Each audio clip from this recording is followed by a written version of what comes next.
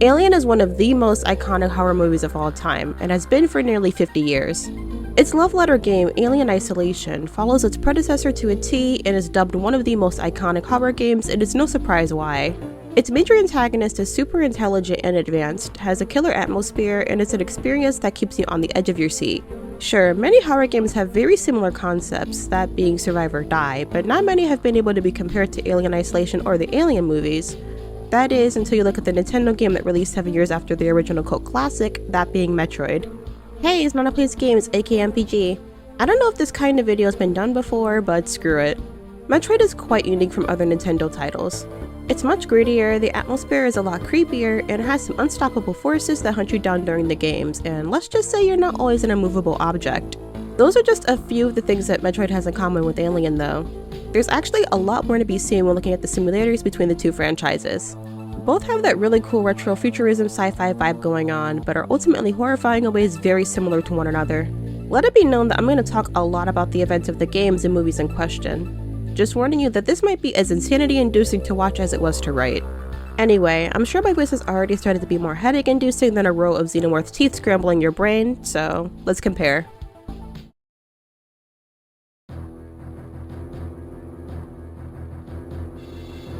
If you don't know the events that happened during the events of the original Alien, Alien Isolation, or the first few Metroid games, I'll give a rundown of that first. This will not be brief, but it's necessary if you're not too knowledgeable about either series. I won't give away the details of everything I'll be mentioning in this video. I'll try to keep this brief, enough to keep you informed but also pleasantly surprised later, so don't be surprised if something I didn't mention here gets brought up in 10 minutes. The first Alien movie follows the crew of the ship the Nostromo while they're in stasis when they're suddenly woken up by the ship's computer. The ship's computer, called Mother. Wait, do you think Mother Brain was inspired by her? Had to be, right? Anyway, Mother detects a distress signal from the planet LV-426 nearby, and under company policy, the crew must investigate the transmission if there may be intelligent life. They land on the surface, and upon investigating, find an alien vessel and chamber. Mother, in the meantime, deciphers the transmission and determines that it was not a distress signal, but rather a warning to stay away. Before much else could be done though, one of the crew members named Kane is attacked while inside the chamber by a creature that penetrates his helmet and latches onto his face. He's put into a coma, but soon after he awakens, well, let's just say things go from bad to worse in the form of a 7-foot-tall and nearly unkillable alien. Everyone aboard the Nostromo is killed except for Ellen Ripley, Warrant Officer Badass, and the Kitty Jones, and the two narrowly escape the ship before it explodes. When the threat of the alien is illuminated with it being blasted out into deep space, Ripley places herself and Jones into stasis aboard the shuttle as they hope to make their way back to Earth. Except it didn't go down like that. A lot happened the 57 years she was in cryosleep. Alien Isolation is a survival horror game developed by Creative Assembly and published by Sega, officially releasing on October 7, 2014. 15 years after the events of the first Alien movie, Amanda, Ripley's daughter, sets out to investigate the space station Sevastopol. Amanda is informed that the flight recorder from the Nostromo, her mother's lost ship, has been found aboard the Sevastopol. So she, after receiving an offer to accompany a team heading out, boarded it in order to find out what happened to the Nostromo and her mother. Things don't go as planned, and now she's suddenly stranded on the mysterious ship. This ship can't be any more perilous though, as it's full of hostile androids, aggressive humans, assholes, and even a creature beyond human understanding, the Xenomorph XX-121. Amanda, now stuck and probably screwed, investigates the Sevastopol to get closure for her mother's disappearance. It's actually more so her trying to survive all the things trying to kill her, but closure is still very important. TLDR, she's having the worst day of her life. In the first Metroid game or 2004 remake, Samus Aran is a bounty hunter tasked with halting the space pirates' plans led by Mother Brain. They plan to use the Metroids, a dangerous alien species, as bioweapons to take over the galaxy. She ultimately stops their plans, but is then tasked with eliminating each and every Metroid on their home planet SR-388 and Metroid Samus Returns. She wipes out every last Metroid, including the Queen, and when confronted by a hatchling that imprints on her, she spares its life and returns it to researchers. Except, in Super Metroid, space pirates attack shortly thereafter, kill the researchers and kidnap the baby. Samus is able to halt their plans, again, but the baby, who was genetically enhanced, is killed while protecting her. With no more Metroids alive and no more space pirates, the galaxy should finally be at peace, right? So you could say that Samus isn't having a very good day either, but then again, when is she ever? Metroid Fusion takes place right after Super Metroid, with Samus being asked to explore the surface of the planet SR-388 with a team from the BSL, aka the Biologic Space Laboratories. While on the planet, she is attacked by a parasitic organism we'll come to know as the X-Parasite, but is otherwise fine and boards her ship. Except it's not fine, and Samus loses consciousness and is a hair away from crashing into an asteroid belt when she is ejected from her ship and rescued by the BSL. She is then taken to the Galactic Federation, a sovereign government that often employs her for medical treatment when they discover just how dire her state is. The X-Parasite has infected her suit and compromised her central nervous system, and the only way to purge the X-nuclei from her body is to use a vaccine made from the cells of a Metroid.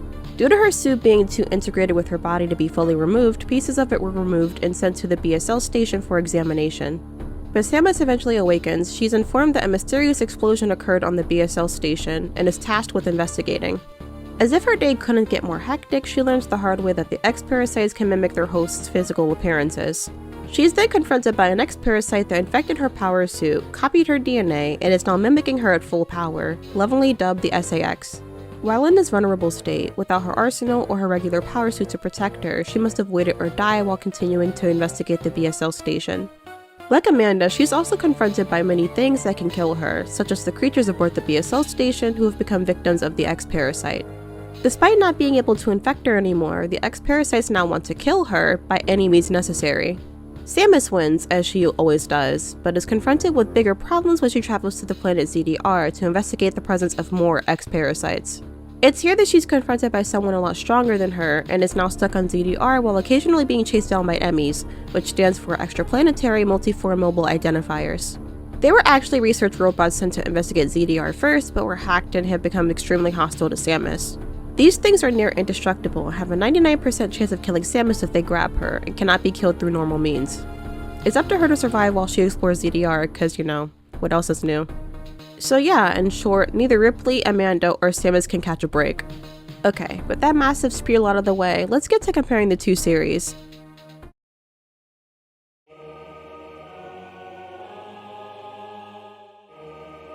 The first comparison I can make between both titles is the nerve-wracking, unnerving, yet beautiful atmospheres. While Alien has a lot more human interaction, maybe not always good interactions, but interactions nonetheless, it feels cold and devastatingly lonely. I guess you could say it's isolating. For a huge portion of isolation, you are alone and feel every last bit of hope crumble as your companions die and other humans betray or try to kill you. To say the environment is hostile would be a grave understatement, and it's very similar to Alien 1979 in that regard. Though Ripley is able to interact with her crew, crack a few jokes and share a few laughs, these moments are swallowed up so quickly you'd imagine they never really happened. There's curiosity in both the movies and isolation, with characters unintentionally messing with something well beyond their understanding or capacity, physically and mentally. In the first real suspenseful moment of Alien, you feel the unease that comes with the unknown, with the hissing of the oxygen tanks and the movie amping up anticipation. When the crew is on their way to finding the alien eggs, the viewer may feel curious as to what will happen next, but still feel unease bubbling in the pits of their stomachs. On the way there, the viewer is immediately put off by the surface's atmosphere. It's dark, devoid of any of the activity expected from a supposed SOS signal, and unusually quiet. You'd be expecting noise, movement, or any sign that there's something alive nearby, but there's just nothing until the crew gets to the nest. The eggs are a bit translucent, and the insides of them almost look like a human throat infected by pharyngitis. Yeah, I had that. That was not fun. The movie sets itself up pretty nicely here. It's airy, disturbing, but hooks you in by essentially dangling a pair of keys in front of you. Regarding that point, in isolation, the player most likely already knows what is to be found in the alien nest they stumble upon, but this knowledge doesn't make you feel any more secure. Knowledge can save your life, sure, but sometimes nothing is enough to save your life. Not even the ships, despite the comfort and safety they're supposed to offer, feel completely safe.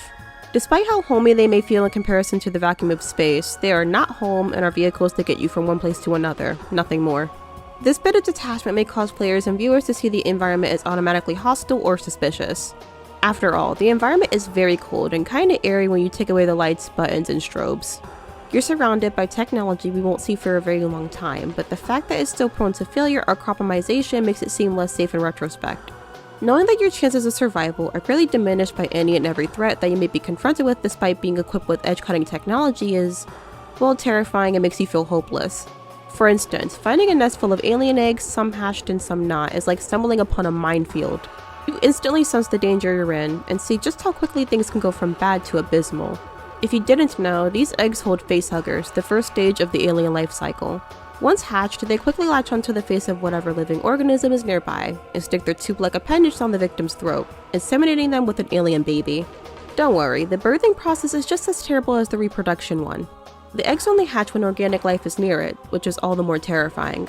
So with that said, it's pretty clear that eggs that are yet to be hatched only bring about the feeling of dreadful anticipation, as you know sooner or later, especially with humans around, they will. Eggs that are hatched may almost seem like a relief, but it's quite the opposite considering there's a slight chance there might be a wild hatchling looking for a victim. The suspense of not knowing where it is, and knowing you can't do anything to save yourself if you're caught off guard by it makes the situation that much more grim. New technology won't save you, and these horrible situations only come again and again in different palettes. This can be seen in some of the other movies, such as Alien 3 and Romulus, but it's typically distinct enough to be hair-raising every time.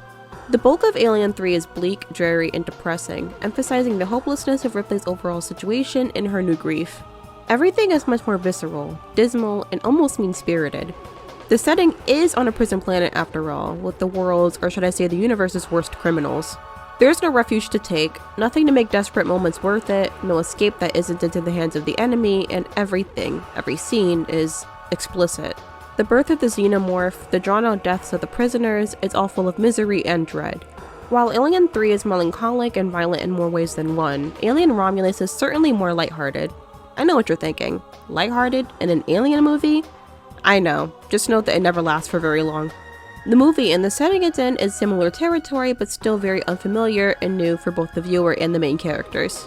You think, I've seen this lever before, and I understood that reference, but the nostalgia bake isn't enough to prepare you for what's to come. Romulus takes place in complete dystopia, with an infamous corporation's control over certain colonies and its people shown to be oppressive and dehumanizing at best. The characters are young, younger than they've ever been before, and gives a bit of a juvenile, almost fun feel to it. The movie may start off feeling hopeful, with the bright center rings of the planet giving a beautiful visual unseen before, but all of it falls into darkness, literally and figuratively. It also seems to bridge the gap between the original Alien's quiet anticipation of dread and the second movie's intense, action-heavy nature. It works to make Romulus especially immersive, maybe giving it a bit of a confused identity, but still being gorgeous and effective atmospherically. There's a sense of struggle in every piece of Alien media, either against the aliens, corporations, or other humans. In the Alien movies and Isolation, the protagonists are typically very capable and determined women, but they're just human. Even when a main character is established and it's almost obvious they'll survive, you need to keep your eyes peeled for any surprises, as it's still very possible that they'll perish.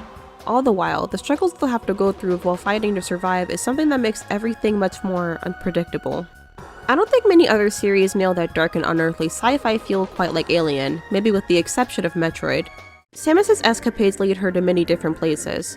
SR-388, Zebes, Talon 4, Ether, the BSL station, ZDR, and many other hostile planets. Each planet she finds herself on is, well, not somewhere you'd vacation to, let's just say that.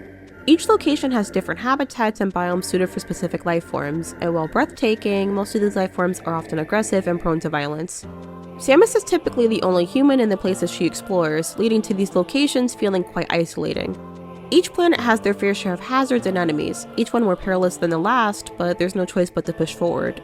Like in Alien, there will be some moments that feel much more dreadful than others, such as when Samus has her first run-in with the Metroids in the first game. Metroids, even in their infant stage, are aggressive, highly durable, and there is no way to damage them without very specific weaponry. During your time in the Space Pirates headquarters Turian, you will need to walk down long, dark hallways leading to Mother Brain. It's dimly lit, the lab corridors are tight and claustrophobic, and the music is ominous, as if you're waiting with bated breath for something to happen. Then, seemingly out of nowhere, Metroids will unpredictably fly from the shadows and begin mercilessly attacking you, taking off chunks of your health with each second they're on you. You must exploit their weaknesses, run or die with no other options, and being left without any missiles to destroy their bodies while frozen will lead to your demise. Again, not knowing what's to come is dangerous, but knowing and being ill-prepared is just as horrifying of a realization.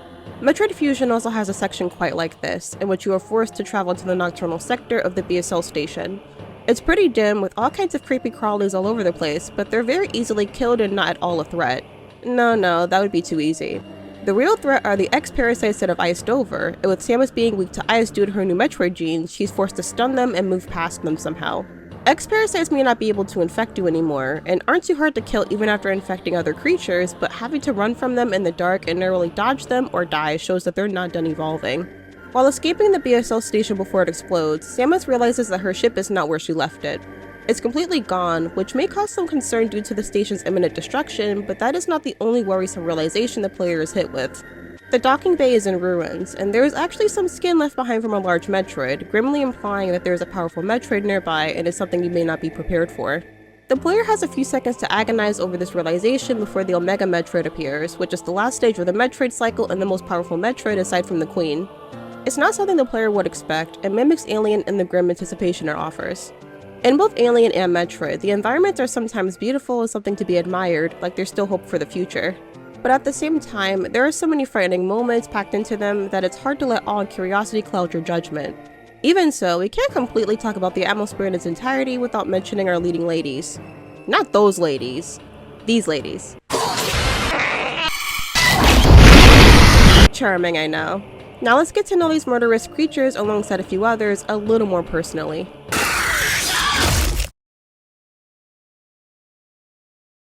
I mentioned the background of Alien already, but I want to go into more detail about the big bad xenomorph.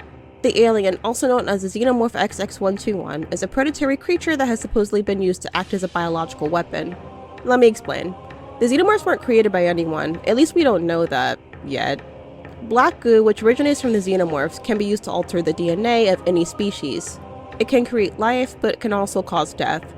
Though the black goo originates from the xenomorphs, it can also be used to create varying forms of the xenomorph, which is seen in Prometheus and Alien Covenant. This is the easiest explanation I can give on the black goo that won't be too confusing. In short, the xenomorphs weren't created, more so their DNA was manipulated and used to create a biological weapon, though they themselves can be used as one. So technically, anyone with the tools can manipulate them to create their own little xenomorph. Like BeardBear, you just need the stuff and the vision. Even so, black goo is not present in Alien 1 through 4, Alien vs Predator, Isolation, or Earth, only Romulus, which is the only reason why I'm bringing it up.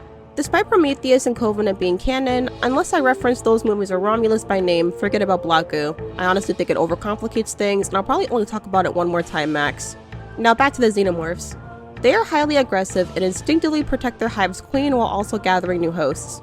They reproduce and reach adulthood using the very unwilling and very unlucky victims they come across. The xenomorph life cycle in the simplest terms goes like this. A queen xenomorph lays an egg. The egg hatches out what is called a facehugger. The facehugger must find a suitable living organism no smaller than a house cat to attach itself to, where it will then inseminate said organism. The organism will be forced to birth a vulnerable but quick chest burster, which will then cocoon and quickly form into an adult xenomorph. Of course, the life cycle I explained varies and is made more complex by different types of xenomorphs. For example, in the director's cut of the original Alien movie, it's suggested but not 100% confirmed that xenomorphs can turn cocooned humans into eggs somehow. In another instance, in Covenant's case, replace the facehuggers with these spore-like motes and a chestburster with a bloodburster. It should be noted that while the xenomorph and its variations are the most interesting specimen, there are also more invasive species present in the series, which I'll touch on soon. Anyway, adult xenomorphs are, well, obviously horrifying for many reasons. Let's go down a list. Enhanced speed that makes them fast enough to dodge bullets. Enhanced durability via its armored exoskeleton that makes them capable of surviving extreme temperatures and most attacks. Getting hit by one will be like getting hit by a fast-moving motorcycle. Acid blood that shoots out from an injury like a defense mechanism, quickly melting anything and everything it comes into contact with. They are also amazing climbers and can leap far distances, and have claws and teeth sharp enough to easily tear through human flesh. They have 6 digits that can easily grab on and will not let go.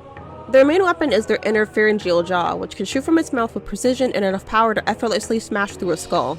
Their tails are also dexterous enough to grab their prey as well as impale them. Oh, and they're also pretty intelligent, because why not? Other types of xenomorphs, such as the neomorphs, are also pretty terrifying, especially due to its first 2 phases being wildly different and somehow even worse. Spore-like modes are harder to see than facehuggers, thus harder to avoid. Bloodbursters are just a bigger, more violent version of the chestburster, having the size and ability to kill right after birth. While on this topic, I also want to take this time to highlight other threats, possibly more cunning and able to incite chaos than the xenomorph. Like I said before, there are more invasive species other than the alien in the series, and honestly, they're as terrifying as they are strangely intelligent. To be fair, their victims weren't exactly the brightest. I mean, eating mere feet away from an invasive species? Yeah, I'm so sure. Either way, I want to first go over what these creatures are and what they do. To start with the fan favorite, the Teocellus or Teocellus is an organism with 2 main parts of its body, its eye and its tentacles. It can form multiple pupils and irises to suit its needs, and has tentacles that grow a retract at will that it uses to latch onto things and move around. It can also use these tentacles to swing itself around like Spider-Man. Even so, it's most infamous for its ability to burrow its way into the eye socket of any living organism. It does this in order to take over the ocular pathways to the brain and override neural transmissions throughout the body, essentially taking control of whatever body it's in. Not so fun fact, it can move the body of whatever it's in better than the original host. They're also pretty durable and are fairly hard to get off. The more you know. Our next specimen is the fly, a giant flying organism that can spew corrosive liquid from its expansive, trunk-like tongue. This liquid can break down metal and minerals, which is the preferred food for the fly. Surprisingly enough, it's more dangerous to androids, as it can render even a top-model android obsolete and consume them. Like I said, I'm terrified of bugs, so this is scary as hell, but at least I'd be safe. I think. Next up are the ticks, who I like to call vampire bugs. Though they can't fly, they are very dangerous to living organisms due to their ability to suck all the blood out of a body in moments. Once attached, they are near impossible to get off, and engorge themselves. As a defense mechanism, if they are interrupted during their eating process, they tear a hole in their flesh and release a deadly toxin that can suffocate humans to death in seconds. Lovely. Last but not least, our final specimen on the list is the Diplumbicaire. Cute name, by the way. This specimen is a carnivorous plant that lures in prey using mucilage, which is a liquid dripping down from it. It then uses its stamen, which opens up and becomes like a mouth, to sense prey. Victims caught in its grasp will either die to asphyxiation, dissolution, or exhaustion. Pretty terrible way to go, but it can be easily avoided, most of the time. It's pretty capable of opening up completely, scaling walls and moving a lot faster than you think it does, and can swallow an entire human. It's like a more greedy and definitely more terrifying Patrick Star. So yeah, these creatures are scary, sure, but how exactly are they intelligent?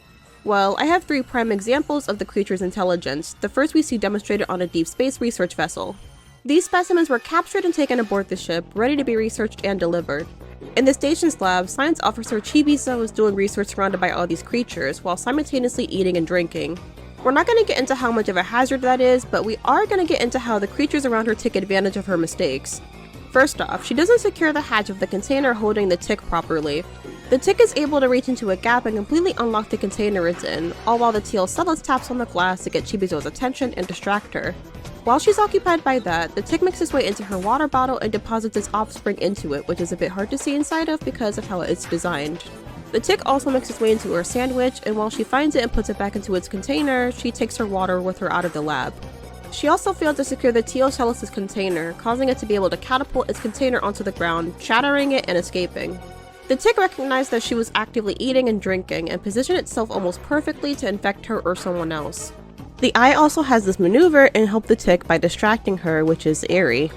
In the second demonstration of intelligence, the Teocellus sees this android, who was actually a little boy put into the body of an adult android, don't ask, going about feeding the specimens. This door, that's typically used to safely insert trays of food into the room, breaks, and the kid must enter the room while propping open the door with his foot.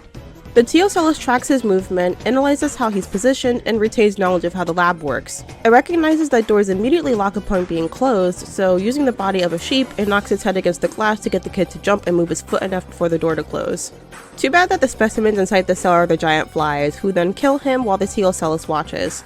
The Teocellus also displays intelligence, knowing the coming digits of the mathematical constant pi, and understands human speech. The creatures, particularly the Teocellus, watches movement of potential prey, retains memory of things like schedules and human nature, and uses it to its advantage. While these creatures seem to thrive on stupidity or mistakes, they still have the capability to take advantage of any situation, granted it has enough variables to work with. The Teocellus is the most intelligent organism. It just needs a more suitable host to absolutely wreak havoc. It reminds me of the X-Parasite in this case, forcing its way into a host and using their body, except the X steals whatever info its host has.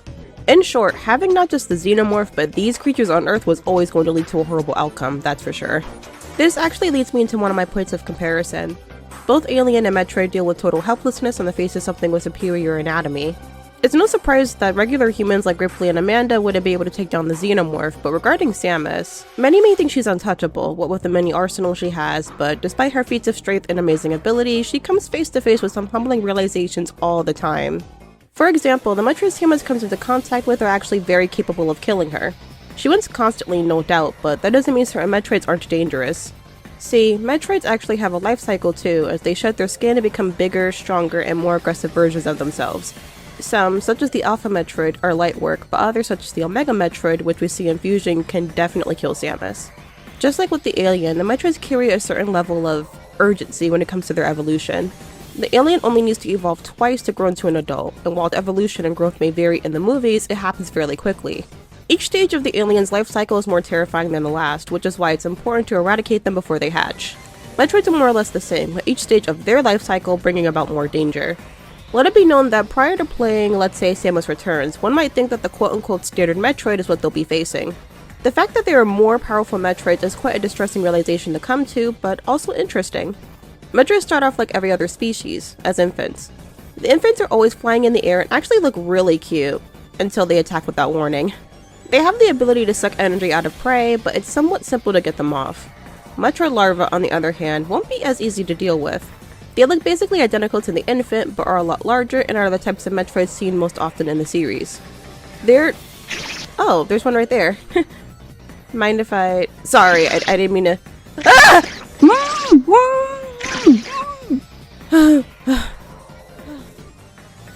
Okay, go away. Little shit.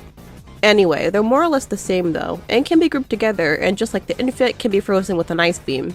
Things start to get interesting when we get to the Alpha Metroid, an arthropod-like creature with thin legs that shoots out electricity. Its legs are not very dexterous, so they primarily fly while attacking.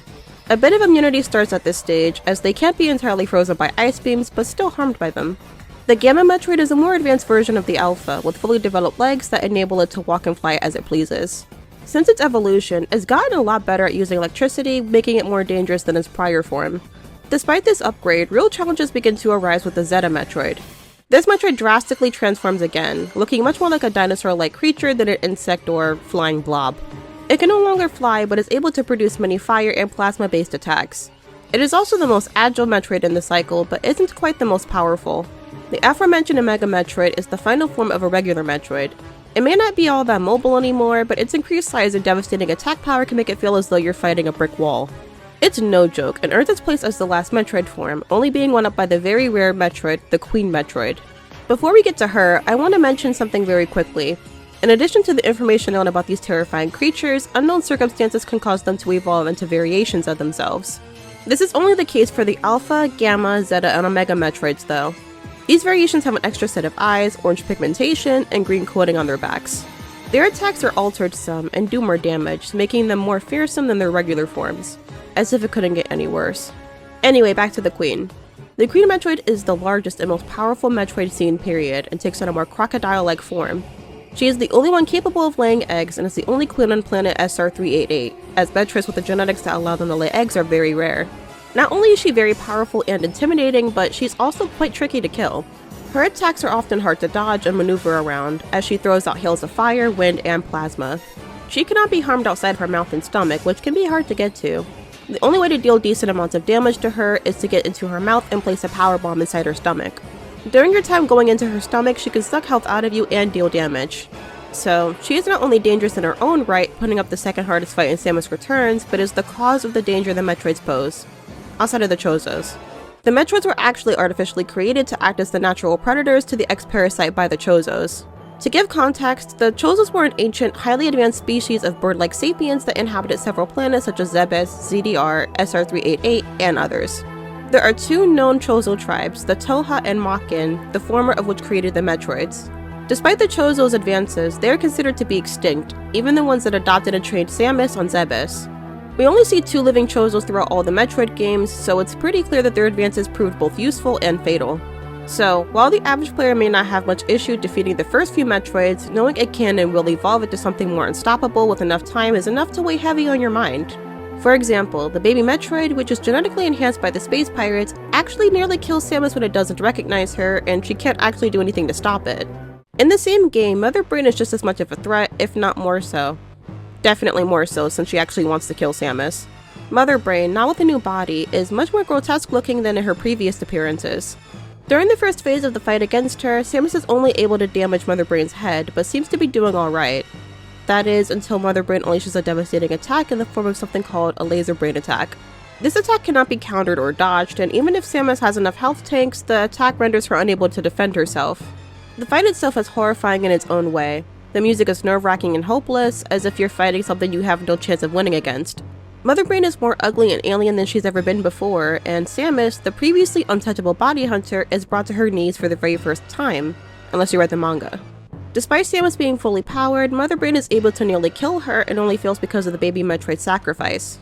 I left this out earlier on purpose, but the baby Metroid actually sucks some of the power out of Mother Brain and gave it to Samus, replenishing her health.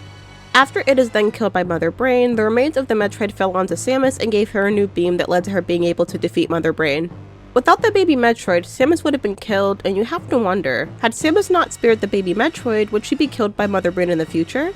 And that's only if she hadn't succumbed to the X-Parasite before that. Speaking of which, X-Parasites are quite literally the most terrifying organisms in Metroid, even more than the Metroids themselves. X-Parasites are capable of intelligence and are hellbent on reproduction. This is what they typically do in a few easy steps. 1. Infect the organism's nervous system and use the body as a base to reproduce asexually and exponentially. The soft tissue of the host is consumed within seconds and they are killed. It's during this process that they absorb the DNA and memories of the host, allowing replication. 2. Mimic the host, either with a striking resemblance or with some disgusting alterations. 3. Spread with devastating speed, rinse and repeat style. X-Parasites can fit into the tiniest of crevices, making it extremely difficult to get away from them. Organisms are typically reduced to corpses in mere moments, all it takes is physical contact. Even organisms dead before the X-Parasite comes near them can have their DNA used. And as aforementioned, X-Parasites retain the memories and knowledge their host had. This could be government secrets, passwords, knowledge on how to work ships, the planets with the most vulnerable and suitable hosts, it goes on.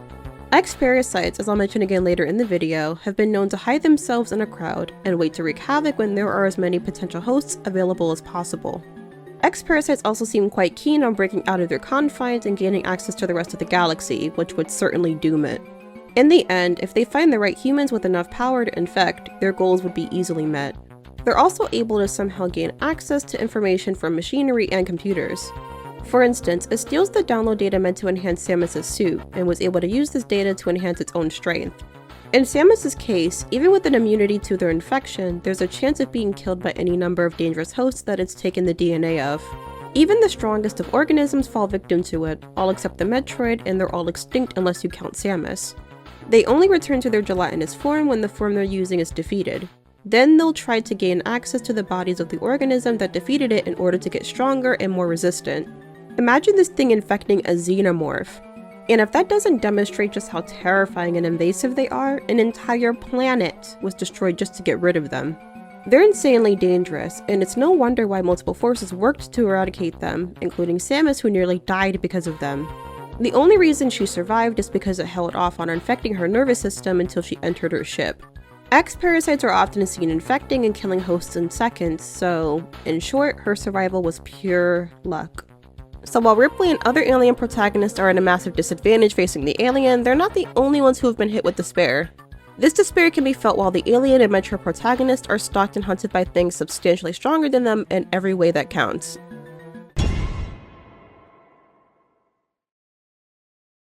In Alien and some Metroid games, the following is the common objective. Escape from the thing that will definitely kill you on sight and you absolutely have no chance of getting away from if it catches you. How fun! Throughout almost the entirety of Alien Isolation, the Xenomorph is hunting you down, learning your patterns, learning you, and showcasing its intelligence. It quite literally bases its hunting strategies on your decisions. This makes it basically essential for players to thoroughly use other means of avoiding the alien. Using the same one too often will attract trouble. For example, if you hide in lockers a lot, it'll begin checking them much more aggressively. In the movies, it's shown to actually adapt its actions according to human nature, such as in Romulus when it waits to attack Kay so her friend and brother open the door to let her in, subsequently sealing all their fates. The alien also looks, well, alien to you. It's way taller, has sharp teeth and talons, an extremely long tail, and shiny, black, near indestructible skin. If I saw this thing stalking me, yeah, I'm giving up. Just listen to the music that plays when it's hunting you.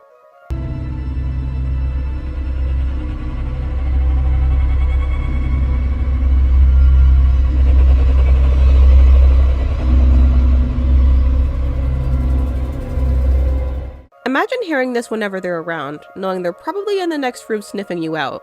They kill on contact, and there's no way to defend yourself other than to deter it with a flame-based weapon like the flamethrower or Molotov. Like I mentioned before, they're extremely quick, so running from them is useless. Even making noises louder than a pin drop that can alert it and lead it right to you. Sneaking around is the play. Obviously, but it's easier said than done. Sneaking around knowing that if you get caught and have no flamethrower fuel or molotovs, you're basically as good as dead is terrifying. Getting caught is also insanely easy. Like I said, the AI for the alien is quite infamous for its ability to adapt to the way you play. Editor's note real quick, think of the alien as having two brains. One always knows where you are, while the other one does not. The clueless brain is the one controlling the alien's body, while the smart brain feeds it hints as to where you may be. This is based on your actions, by the way. Maybe not as organically as people think, but it's still pretty intelligent nonetheless. For instance, distracting it with flares may keep it at bay the first few times, but spamming this action will cause the alien to become disinterested in those sounds and less likely to check them. Again, hiding too much only hurts you in the long run, but spamming the flamethrower can cause the alien to become less affected by it as well. Sometimes holding the flamethrower up is enough to make it flinch and give you enough time to get away, but again, the game is pretty sadistic sometimes. The alien has a damage threshold that needs to be met in order for it to be completely scared off. A few bursts of the flamethrower usually scares it enough to make it retreat into the nearest vent, but this threshold gets harder and harder to meet if you overuse it. It slowly builds a tolerance throughout the game, and while there are some chapters that almost require you to use the flamethrower, it's best to hold off most of the time. If the damage done to the alien is slightly below the threshold, it will knock you over and deal damage but won't be close enough to kill you before hopping into a vent. If the damage done is far below the threshold, the alien will kill you once close enough. Distance also matters, as the alien could injure or kill you if it's too close to you while you're using it. A flamethrower is unfortunately not a fix-all, and like everything else in isolation, requires thought and consideration rather than blind usage. I learned that the hard way. For example, in one instance, I used the flamethrower a little too late and I didn't realize my health was a little low. During this section of isolation, it was primarily the alien chasing me, so I didn't feel the need to look at my health. I mean, if I got caught, I was basically a goner anyway. Anyway, the alien knocked me over, only dealing damage and turned to retreat, but my health was at 0, so it just stuck around and killed me. So, even if you have the flamethrower fuel, it could just ignore it and kill you anyway. On higher difficulties, they're a lot more sensitive to sound, so not only do you have to worry about that, but also them constantly changing how they hunt you down. I mentioned the alien's acid blood before, so even if Amanda had a ranged weapon that was strong enough to hurt it, the acid would melt through the hull of the ship and kill everything on board. And that's assuming the alien is not too close to anything organic, because if so, that living thing will get decimated. Even with a slight advantage, the cons greatly outweigh the pros and leave you wondering if it's even worth it. It's, well, pretty awful. I also believe the androids from isolation are quite terrifying at times, as they go from hunting you for breaking the rules to hunting you because you exist. They may not be very quick and don't insta-kill, but they're certainly strong enough to kill you in just a few grabs. They can be damaged or even die by normal weaponry, but they're much more durable than the human enemies in the game, especially when wearing suits. And honestly, someone walking menacingly to come and kill you while trying overly hard not to seem malicious is scary as hell, not gonna lie. I don't know what the alien universe has going on, but I'm glad I'll definitely be long dead before we ever find out. Speaking of galactic threats, in Metroid Fusion, while it can be debated on whether the SAX is more intelligent or not, they're just as much of a threat when you remember that it has every last weapon of mass destruction left in your power suit since Super Metroid, which is very not good. The SAX also absorbs the knowledge of their victims, which is also not good. I also forgot to mention this earlier, but the SAX is able to use the Ice Beam, which Samus is extremely vulnerable to for a good chunk of the game. So, coming across the SAX before you get a specific suit upgrade is not just about running away, but dodging its attacks. To be fair, even after getting the suit upgrade, it hits like a truck, so you should probably just dodge anyway. Speaking of the X, the regular X parasites don't look as scary as the SAX. They're actually cute and something I would love to eat until they've infected a host. The SAX, on the other hand, looks like Samus, which, if you played a Metroid game before, is enough to make you projectile vomit and beg for mercy. Like with the alien, you can get the SAX off your back with the Ice Beam, but only temporarily, and unlike the alien, it won't stop chasing you. As you can see, the Xeno and SAX are extremely dangerous, aiming to reproduce as much as possible, take over as the ultimate predator, and terrorize women. Damn, just like your average politician. The SAX is not the only Metroid antagonist that hunts you down, though. There are multiple Emmy from Metroid Dread that relentlessly hunt Samus down whenever she enters the specialized zone that they're active in. Each one has unique capabilities, such as being able to run faster than Samus or shooting attacks at her to stun her. They're also able to track Samus' movements via vibrations in the air and use it to pinpoint her last location, making it very hard to hide from them. Also similar to the alien, Emmys kill instantly, but there's a short window of time where the Emmy is somewhat vulnerable, and the player can exploit this by parrying the attack. It temporarily stuns the enemy, enabling you to get away, but this exploit is extremely difficult to time. It usually walks on all fours when patrolling, only standing up to attack Samus. They can only be killed via special technology that is not too common, but there are several of them, so after one nightmare ends, another begins. Absolutely petrifying, by the way. So, the alien is the perfect organism, the SAX is Samus at her strongest, so about the same thing if you ignore how many times Samus has almost gotten killed by Ridley. Not that Ridley, this Ridley. And the enemy are indestructible unless under very specific conditions. Hell, even the ones lowly space pirates you can body in Super Metroid are a bit scary towards the end of Zero Mission. See, in this title, Samus ends up taking off her suit after leaving Zebes in her ship. Soon after, she is formed by space pirate ships, and her ship is damaged so badly it lands back on Zebes. With her ship and power suit destroyed, she must infiltrate the space pirate's mothership and steal his ship to leave the planet. During this section of the game, Samus no longer has her suit or the weapons that come with it, only having her paralyzer. This makes her extremely vulnerable and unable to take down any space pirates, as she's only able to stun them for brief periods of time. Throughout this part of the game, you'll need to sneak around the mothership, avoiding spotlights and other things that inform the space pirates of your location. Despite space pirates being weak otherwise, this section of the game is very tense. Alien and Metroid share something very spine-chilling in common, something I think about quite a lot. How nerve-wracking it must be for something hunting you to be much faster and more capable of killing you than you are of it. If you can kill it at all. The protagonist also shares circumstances regarding the stalking. In Alien, Ripley is actually very against bringing Kane on board, but is overruled and forced into the role of survivor, as her crew is stalked and picked off one by one. In Alien Isolation, Amanda can't leave because, well, everything is trying to kill her and her circumstances are shit. Contrary to Samus, Amanda and Ripley are nervous and have probably never been in a position where they needed to defend their lives. Let's just say she makes it a habit, but it doesn't make her circumstances any less horrible. She also has more of a choice since anything crazy that happens to her is just a job she's taken on, but judging by how the galaxy is fucked if she quits, yeah, it's not a choice. All those times she's got thrown around like a rag doll, forced to go to unfamiliar and hostile planets that always nearly kills her and infected by parasites, yeah, she's never in too good of a position either. All the women are stuck where they are and can't leave until they complete a specific objective. Even so, being stalked and dying, while horrifying, surprisingly is not the worst thing that can happen to them though. It's what happens when you get caught and are biologically changed or otherwise taken advantage of that's the problem.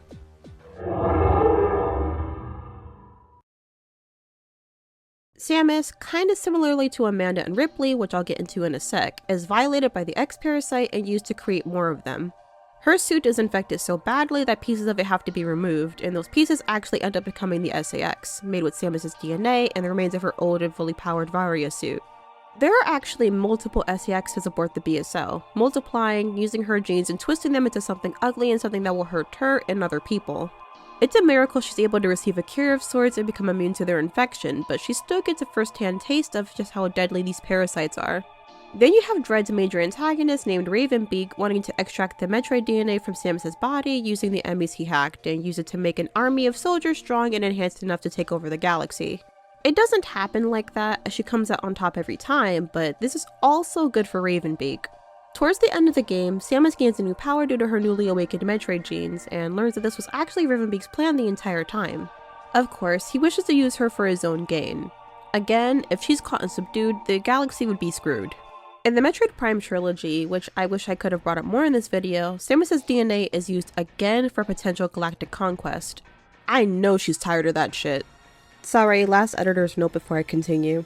Metroids are not only present on Zebes and SR388. They appear on Timeline 4 and Prime 1, which happens before Samus kills them all and Samus returns.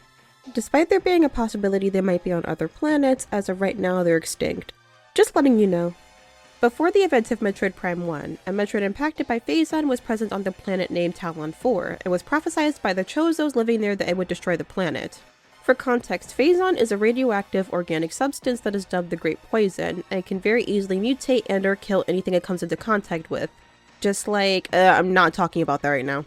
This Metroid was later called Metroid Prime, which Samus defeated at the end of the first game. Unfortunately, while dying, it fused with Samus' Phazon suit and her DNA, creating a being called Dark Samus. This being not only had Samus' abilities, but was stronger and had Phazon-based abilities as well. Unfortunately ×2, she is now sentient, has an insatiable hunger for Phazon, manipulates people as she sees fit, and has a massive grudge against Samus. Unfortunately times 3, she also intended to spread Phazon across the universe, which would cause massive amounts of death and destruction. It's always something. So, Samus always has something she needs to do in order to save all life in the galaxy. Geez, no pressure. But in Alien, specifically regarding Ripley and Amanda, the roles and desires involved are a little different. Ripley has a daughter to get back home to, and Amanda still needs to find out what happened to her. While dying via xenomorph teeth shooting through their skulls seems like a great incentive not to mess up, being forced to be an incubator sounds significantly worse. Yeah, you know I needed to mention that. The facehugger's very existence is enough to strike pure, unadulterated fear into the hearts of even the bravest souls. I mentioned facehuggers before, but I want to go more in depth. Again, facehuggers are hatchlings from the xenomorph eggs, and they have one objective: find a host and impregnate said host. How does it do that? Well, it latches onto the victim's face, wraps its tail around their necks, which is then used to monitor vitals, wraps its legs around the victim's face, and inserts a long, tube-like appendage down the victim's throat. These appendages can grow to be 20 inches long, and are used to deposit an embryo into the victim's body while using itself as a makeshift breathing tool and sedative to keep the host alive but unconscious. The way it attacks is actually pretty similar to how a Metroid attacks their prey. The Metroid just doesn't have the uncomfortable aspect to it. It typically sounds like this.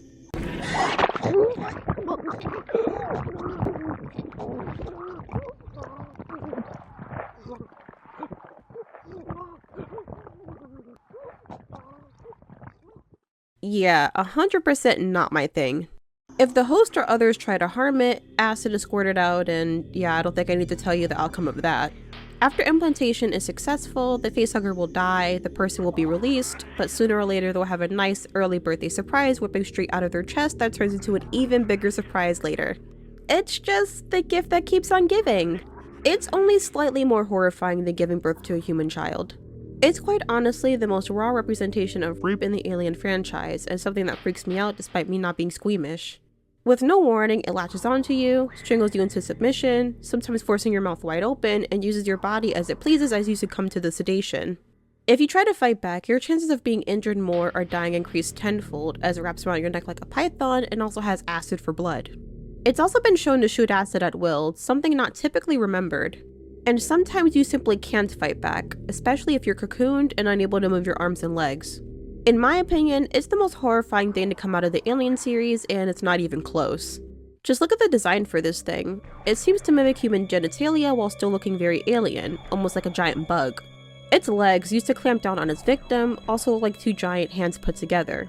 This isn't even including the fact that its tube, which is used to inseminate its host and is coming out of something that looks like a vag, looks like an umbilical cord, which usually links a baby to the uterus's placenta. Might also not help that an adult xenomorph's head looks pretty phallic. Similar to the X, facehuggers alter human and other creatures' biology to suit its needs, leading to the inevitable death of its host and the creation of something somehow more terrifying. Ripley nor Amanda fall victims to a facehugger, good for them, but it is still a very, very real concern, especially while playing Alien Isolation. Don't underestimate facehuggers just because adult xenomorphs are more of an immediate threat. I'd say chest bursters are very similar in that regard. Well, not the immediate threat part considering they smash through the host's ribcage. Having this happen to you has to be like the worst case of heartburn ever recorded. Anyway, there is no deterring the facehugger, or an X-parasite for that matter. A facehugger can shoot acid through the suit's helmet, and the X-parasite can make its way into one. Getting either one off ranges from very difficult to impossible, making them much scarier to encounter. Another thing the two creatures share in common is their ability to grow into something much more terrifying fairly quickly. The facehugger, of course, can make a chest burster, and though not all of the X-parasites have become SAXs, they have the potential to. This also makes me feel as though there is something to dread other than just immediate death in both Alien and Metroid. Samus was caught off guard by the X-parasite, had her DNA used against her, and went through hell trying to save the galaxy. X-parasites are already very dangerous, but the SAX poses a unique risk due to its intelligence and superior abilities. It can be inferred that if she hadn't been infected, the galaxy wouldn't have been in peril, at least not immediately. If Ripley or Amanda are caught by a facehugger, they'll be forced to live through one of the most violating and painful experiences possible. This is after basically being sedated by the facehugger, which leads to them being confused and not fully remembering what happened to them when they wake up. This can give them a false sense of security that is abruptly shattered when they start birthing the chest burster. We see it with Kane as well, as he's unsure of what happened other than having a quote-unquote dream of being smothered. After all this torture, another xenomorph is created and now hunting other humans, possibly people loved and cared about. Even so, while being stalked and turned into something awful is one thing, being betrayed by those you trusted is another thing entirely.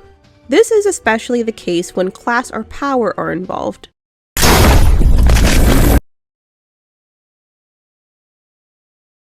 There are corrupt forces in Alien and Metroid that mean to use the very obviously dangerous and untamable creatures for their own gain. That's bad enough, but how they go about their plans is nothing short of immoral and cruel. In a lot of the Alien movies, there is always some Weyland-Yutani freak willing to sacrifice lives to capture and return the xenomorphs. For a little bit of context, Weyland and Yutani were actually separate corporations who came together after Yutani absorbed Weyland during a fierce bidding war. Together, Weyland-Yutani is a giant British-Japanese corporation in the Alien universe that thirsts for power and perfection. They view the xenomorphs as the perfect organism, with its high durability, aggressive reproduction, and unique attributes. They not only hope to use the xenomorphs as bioweapons, but also genetically enhance humans to squash any of humanity's weaknesses. They were primarily a technology supplier, manufacturing ships, supercomputers, and even androids, but also had a hand in the colonization of other planets and are as corrupt as they are insanely successful. As the Alien universe has an Earth that is run by giant corporations rather than several governments, Weyland basically owns everything and are ever present in the series, even when not named. In the original Alien, they own the Nostromo and have Ripley and her crew working for them. Under company policy, the crew is awakened from stasis and a search party is sent to investigate a potential life form. When the SOS transmission happens to be a warning, Ripley recommends going to warn the search party, but is told by stoic science officer Ash that this would be a futile action. When Kane is attacked and brought back by the other two crew members, Ripley refuses to let him back in before he is first quarantined. Despite technically being the superior officer on the ship now, Ash breaks protocol and lets Kane back on the ship. Ash was previously shown as a stickler for the company rules, so to see him break them so flagrantly is suspicious. When Kane is put in the medbay, Ash ignores the other crew members' suggestions to freeze him and is seemingly enamored by the facehugger. All of this is very suspicious behavior, causing Ripley to distrust him, but more comes to light after a chestburster kills Kane. Ash actually replaced the ship's previous science officer just days before they left Thetis, a planet visited by the Nostromo prior to the events of Alien. All these suspicions come to a head when Ripley checks the main computer and confirms that the company hired Ash to secure the xenomorph for them, regardless if it killed the entire crew or not.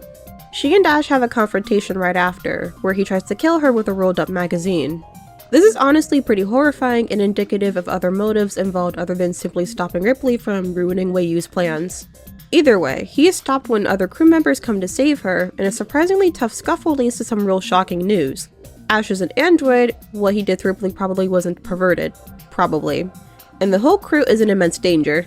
Weiyu has shown a total disregard for human life in the face of money and power multiple times, even outside of the alien business, and is shown to be very desperate to get their hands on the xenomorphs. In Aliens, Ripley is rescued from her 57 years in hypersleep by a deep space crew. Weiyu's junior executive Burke quickly acquaints himself with Ripley, letting her know the time that's passed and even Amanda's death a few years prior. He is also the only friendly face to her after she is demoted by the Interstellar Commerce Commission for the Nostromo's destruction, and the only one who seems to believe her recount of the events on the ship. He later asks for her help investigating a colony on LV-426 that they lost contact with.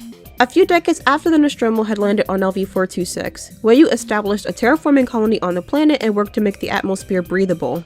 Many colonist families settled down there, unaware of the spacecraft of alien eggs on that very planet. Ripley declines helping at first, even when he offers to get her old position back, but is plagued by constant nightmares and extreme fear. Deciding she can't live like that anymore, and possibly feeling sympathetic for the families on LV-426, decides to accept Burke's offer and accompany him and a marine squad to the planet. This is under the promise that they're going to destroy the aliens and not try to return them. Much later, Bishop, an android that also came with them, informs Ripley that Burke wants to take some aliens off the planet and research them. He is also shown to prioritize preserving the aliens and the colony for monetary gain. Finding out he lied to her and sent the colonists to the alien spacecraft on purpose simply for a promotion, Ripley is pretty pissed. Knowing she's a threat to his plans, he locks her and young survivor Newt in a room with two facehuggers, taking the pulse rifle that was originally on the bed and turning off the cameras to that room. Ripley and Newt nearly escape being impregnated only with the help of the Marines. He again tries to get her killed towards the end of the movie, only to then be killed by the very thing he's desperately trying to capture and use. Something similar also happens in Alien Isolation, with Amanda being hunted by androids because of the company. The Sevastopol, the ship most of the game takes place on, was secretly brought out by Wei. After securing the purchase, they changed the androids' directives for the worst. The android's new directive would be to secure the safety of the xenomorph at all costs, and disallow communication to the outside. Despite androids being programmed to never hurt humans, Wei overrode and subverted their programming. Now, humans are to be killed on sight to not only protect the xenomorph, but protect any news of its existence from getting out. Seegson androids were already outdated, less empathetic, and less human than better android models like Bishop and Samuels. Wei's reprogramming of them makes it more clear just how creepy and unnerving they are, as they hunt without emotion or ethical reservations. They go from simply patrolling to actively hunting Amanda and the other humans on board, simply because their lives are worth less than the xenomorph in the company's eyes. In short, Ripley was betrayed multiple times by people she trusted, and was put into harm's way for profit alongside many other people. She has gone through hell trying to do the right thing, only to have some rich yet morally bankrupt subhumans compromise humanity's safety for power. So, Wei may be a very corrupt, big and bad, power-hungry company in the Alien universe, but there are more forces attempting to use dangerous creatures for their own gain in Metroid. In Metroid Zero Mission, Space Pirates and Mother Brain are attempting to use the Metroids as weapons for total galaxy domination. This is only later shown to be dangerous and difficult, as multiple Space Pirates are killed by Metroids in their larva stage. In the Prime series, it becomes more clear just how far the Space Pirates are willing to go just for power. For example, they traveled to Talon 4 and identified it as a potential energy source. The planet was an energy source, yes, but only because of the massive amounts of radiation coming from it due to the phazon. Upon finding it, the Space Pirates began doing experiments with the substance, even using it with very limited success on their own troops. But the rest of their troops lived extremely agonizing and short lives after coming into contact with it. At the end of Samus Returns, Space Pirate Ridley attempts to kidnap the last remaining Metroid, only to be thwarted by Samus.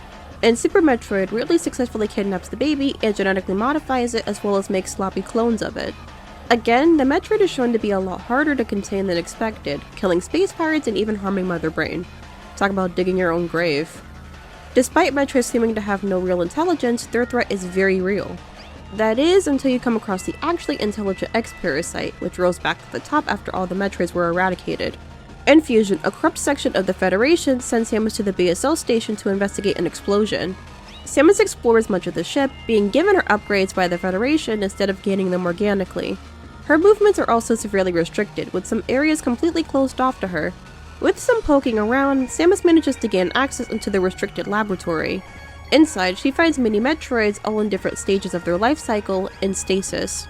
Without her noticing, the SAX followed her to the lab and began shooting the capsules of the Metroids, releasing them. This activates an emergency failsafe, which locks down the lab and detaches it from the rest of the ship before it explodes. Samus narrowly escapes and confronts Adam, the name she gives to the computer assigned to her by the Federation. Adam is dissatisfied with Samus' actions, claiming that the Federation cloned the Metroids using the baby's DNA because they wanted to use them for peace. The BSL station was actually built to act as a Metroid's living habitat. This whole time, Adam was conversing with the Federation team behind Samus' back, and keeping her from getting too many upgrades and finding out too much. Of course, with her experiences with the Metroids and Space Pirates, she would not accept them being used as a means to gain power. Let it be known that most missions Samus is sent on are commissioned to her by the Federation, including her eradication of the Metroids, causing their sudden switch up to be confusing. Like I said before, the Federation Samus deals with in Fusion are just a few bad apples, and the rest of them are more or less fine morally. Even so, she continues investigating, and is later told by Adam that she should leave the rest of the investigation to the Federation. He also admits that the Federation has taken an interest in the X-Parasites, specifically the SAX, and wants to use them in place of the Metroids now that they're gone. Samus, seeing all the harm the SAX has done, knows the Federation troops will be overwhelmed the second they step foot on the station. She plans to cause the ship to self-destruct, sacrificing her life in the process, but is locked in the navigation room by Adam. Frustrated, she says the name Adam aloud, prompting the computer to become confused and ask who Adam is. Samus admits that Adam was her old CO, and that he died saving her life. It's at this point that the computer realizes that it actually is Adam, who had his personality uploaded to a computer before his death. I guess. After this, the computer, now called Adam, unlocks the navigation room and hints to Samus that she doesn't need to sacrifice her life. She could simply change the station's orbit and guide it into SR-388, causing the planet and station's destruction, as well as the destruction of the X-Parasites. She needs to act quickly though, because the Federation is on their way, but she succeeds in her plans. The Federation having some corruption within it is not surprising, but it must have been to Samus. She actually worked directly with them as a soldier when she was a teenager, so this realization must have been both shocking and infuriating to her. Even then, she still seems to be on good terms with them, doing another job for them later on. So it's seemingly all over, but of course it's not that easy. Little did Samus know, there was someone other than the space pirates looking to harness the Metroid's power for themselves. Ravenbeak, leader of the Mochan tribe talked about earlier, worked with the Thowhead tribe and was cordial with them. That is, until the Thowhead tribe designed the Metroids, which Ravenbeak immediately wanted for his own uses. The Thowhead planned to destroy SR-388 and the Metroids when they got out of control, which Ravenbeak offered to help with. He, in fact, did not want to help. The Mochan were full of highly skilled warriors, while the Thowhead were peaceful. The Mochan subsequently slaughtered the Thowhead and kept one named Quiet Robe alive simply because of his knowledge on Metroids. They then went back to ZDR to prepare to collect the Metroids, knowing it'd be a dangerous task. Whether it was a case of bad karma or the consequence of stupidity, the Mochan brought the X-Parasites back to ZDR and were quickly wiped out, the only survivor being Ravenbeak. He locked the X-Parasites away, believing he could still use the Metroids, only to find out that they'd been eradicated by Samus. Then, knowing she had Metroid DNA in her body, used a video of the X-Parasites to lure Samus back to ZDR so he could extract it. Instead of just killing her outright, he waited and let her evolve more and more into a Metroid so he could harness this power later.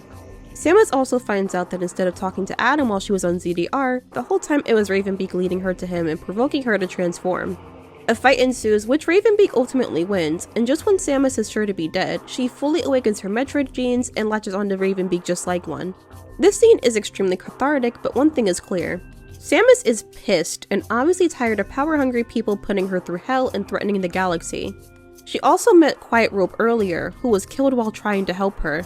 This is paired with the fact that Ravenbeak killed the entire Thowhead tribe for power. Mind you, most Chozos were already dead or mysteriously disappeared, making this betrayal much more heartbreaking. Samus, much like Ripley, is unforgiving to people who try to use her or others for profit. When you think about it, these two have more in common aside from that. Both Ripley and Samus' autonomy is greatly restricted by the company they're working for and people they should be able to trust. They're tricked into going somewhere under the guise that they're there to help people, when really they're going for someone else's short-sighted benefit. There are also androids or man-made applications that are used to carry out company orders, for instance, Adam and Ash. They both secretly work with corporations with ulterior motives unknown to Samus and Ripley, putting them both at a disadvantage. Adam is a computer that isn't able to do much to stop Samus, only doing so by locking a door, as he doesn't have a physical body. Therefore, his way of neutralizing Samus is a lot less violent than Ash's or the Seegson android's way, that's for sure. Not every android met an alien has bad intentions. Some are actually very sweet, but it's good to keep your eyes peeled anyway. In a way, both of them are stuck in a terrible situation, with the metaphorical light at the end of the tunnel getting dimmer and dimmer. Ripley was forced or coerced to bear witness to a horror unlike any other when she was very against bringing the infected Kane inside or even going back to LV-426. Samus was tricked by the Federation and Ravenbeak, both of those forces manipulating her via Adam. They're both trapped due to company greed and or the hope of galactic conquest, which seems to become a running theme with these types of stories. Okay, whew, I think I got most of my comparisons out of the way. Finally, right? There are a few smaller similarities I missed, couldn't fit anywhere, or wanted to touch on anyway. Yeah, I'm not done yet, unfortunately.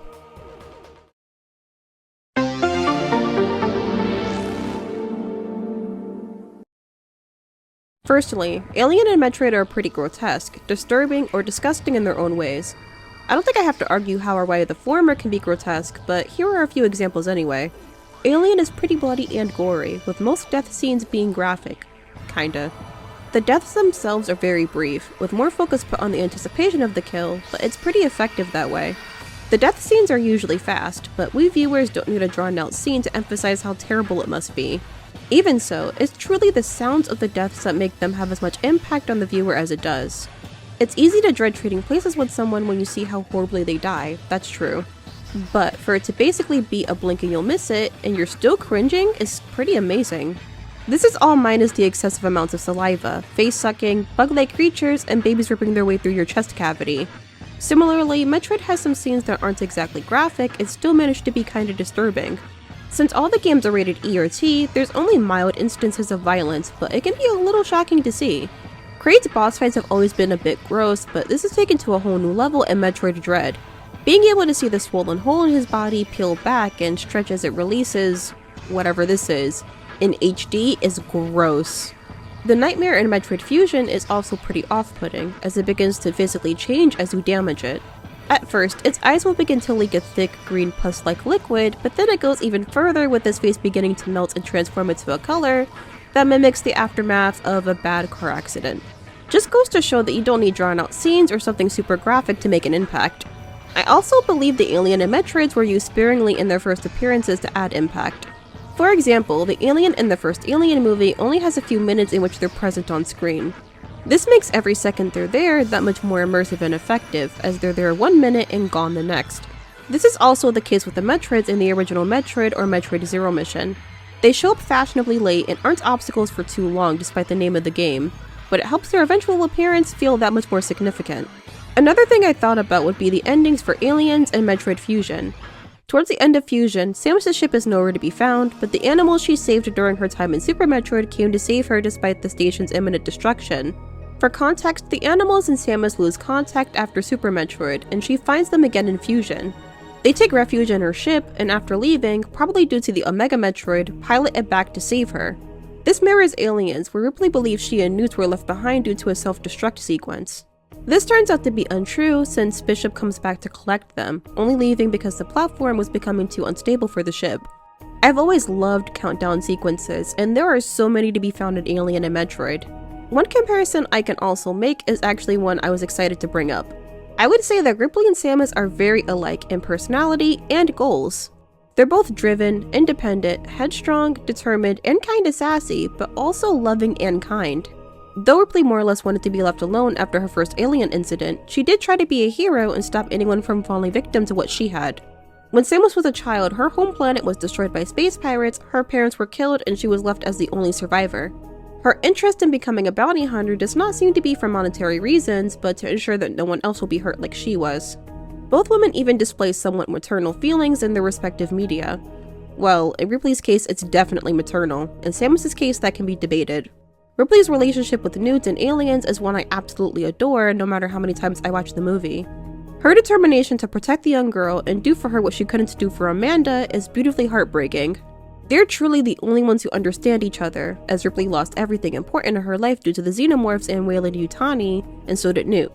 Ripley lost her daughter and Newt lost her mother, so the two make up for their losses by being there for each other. On the other hand, when Samus is confronted by the baby Metroid at the end of Samus Returns, she ignores her natural instinct to kill the creature when she sees an imprint on her. It could be because she's the first thing it sees, or because she's covered in the residue of its mother's entrails, but it loves her regardless.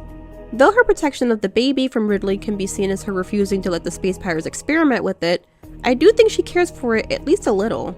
In Metroid Other M, you see emphasis put on how Samus feels about the baby. It's definitely plausible she cared for it because it cared for her, simple as that. On top of that, it was kinda cute too.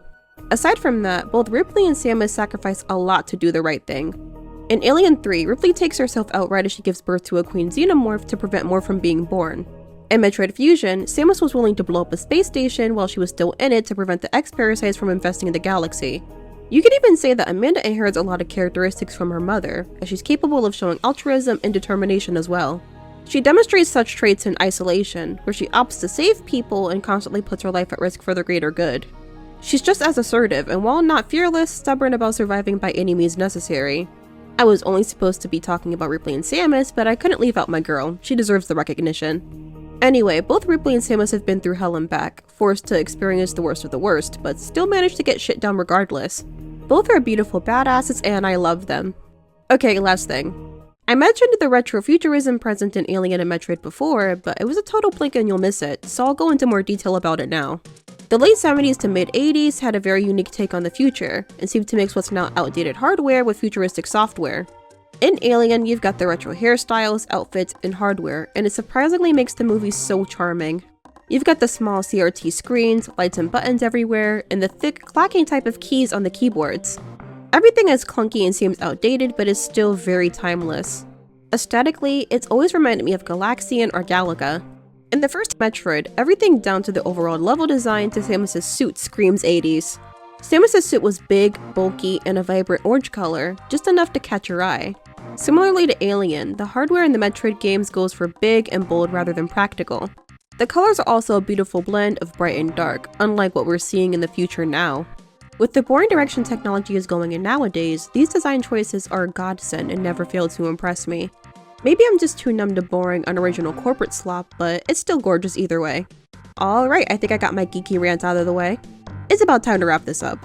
Both Alien and Metroid have similarities that only become more and more apparent the deeper you analyze the two. They're both very iconic in their own right, and have definitely changed the movie and gaming industry with their engaging universes. They both deserve their flowers, whether that be in the past, now, and in the future. My mama's always loved the Alien movies. She's watched them all over and over again ever since I was a kid. Yeah, let's just say I still have nightmares. After hearing that Alien Earth would air soon, I thought rewatching the Alien movies and replaying Isolation would be a good thing to do. Afterwards, I began thinking of Metroid, and it clicked to me that they were both more similar than I'd expected. Before, this video was just supposed to be a comparison between Alien Isolation and Metroid Fusion. I thought it'd be nice to do a short 15 to 20 minute-ish video about it, but you can see I got a little carried away. Alien and Metroid fans are really getting fed this year, huh? Anyway, what do you think of this video? Also, another question. Who do you think would win in a fight? Zero Suit Samus or a Xenomorph?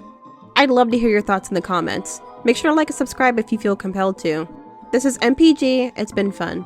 Peace!